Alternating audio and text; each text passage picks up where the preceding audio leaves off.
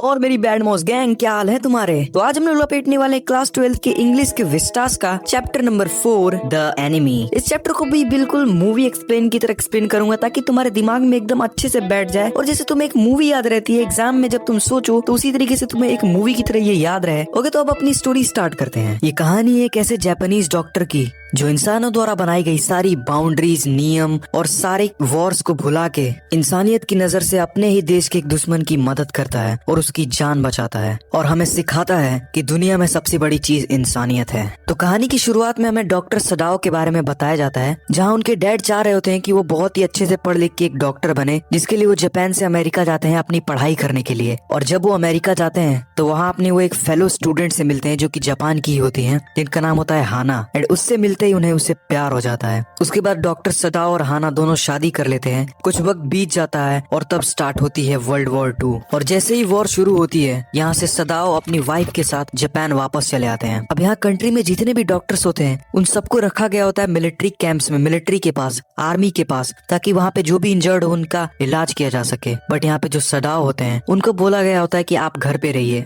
क्योंकि जो doctor Sadao होते हैं वो एक ओल्ड मिलिट्री जर्नल की देखभाल कर रहे होते हैं जो कि ऑलमोस्ट मरने वाला होता है। और तभी एक रात को ऐसी चीज होती है, डॉक्टर सडाओ अपनी वाइफ हाना के साथ ऐसे ही समुद्र के किनारे बैठे होते हैं एंड तभी उन्हें कुछ दिखाई देता है और वो देखते हैं कि वहाँ से एक अमेरिकन नेवी सोल्जर आ रहा है जो कि बहुत ज्यादा इंजर्ड है, जिसकी हालत बहुत ही खराब होती है, ऑलमोस्ट मरने वाला होता है। जिसको देख के डॉक्टर सडाओ बोलते हैं कि अब क्या करें इसका। तो उनकी वाइफ बोलती है कि इसे समुद्र में दोबारा फेंक देते हैं। बट डॉक्टर सडाओ के अंदर का जो इंसानियत होता है वो जाग जाता है। वो कहता है नहीं, हमें इसका इलाज करना चाहिए, मैं डॉक्टर हूँ, मैं जान बचाने के लिए हूँ, जान लेने के लिए नहीं। ये मेरा फर्ज है किसी की जान बचाना, किसी इंसान की। और उसके बाद डॉक्टर सडाओ उस एनिमी को, जो कि एक्चुअल में उनके कंट्री का दुश्मन ही होता है, उसे अपने घर ले जाते हैं। उसके बाद वो अपने सर्वेंट्स यानी कि नौकरों को बुलाते हैं उसके घाव, उसके जख्म साफ करने के लिए। बट वो देखकर सारे के सारे नौकर वहाँ से चले जाते हैं, यानी कि उनको अकेला छोड़ देते हैं, क्योंकि वो किसी आम इंसान का नहीं बल्कि अपने ही देश के दुश्मन का इलाज कर रहे होते हैं। उसके बाद डॉक्टर सडाओ अकेले ही उसका इलाज करते हैं, उसका ऑपरेशन करते हैं, गोलियां निकालते हैं। उसके बाद वक्त बीतता है और उस सोल्जर की जो हेल्थ होती है वो काफी हद तक रिकवर हो चुकी होती है और अब उसे डॉक्टर सडाओ के केयर की जरूरत नहीं होती है, यानी कि वो बिल्कुल ठीक हो चुका होता है। एंड यहाँ पे अब डॉक्टर सडाओ के मन में फिर से एक बात खटकने लगती है कि कहीं ये हमारी फैमिली, हमारी कंट्री के लिए एक खतरा ना बन जाए। वो डिसाइड करते हैं कि जब ये सोल्जर सो रहा होगा तभी इसको मार देंगे। इसके लिए वो जर्नल से भी मदद लेते हैं जिसकी देखभाल वो कर रहे होते हैं और वो भी उनका साथ देने के लिए तैयार हो जाता है। उसके बाद ये लोग असासियंस यानी कि हिटमैन, पता होगा तुम्हें, उनको अरेंज करते हैं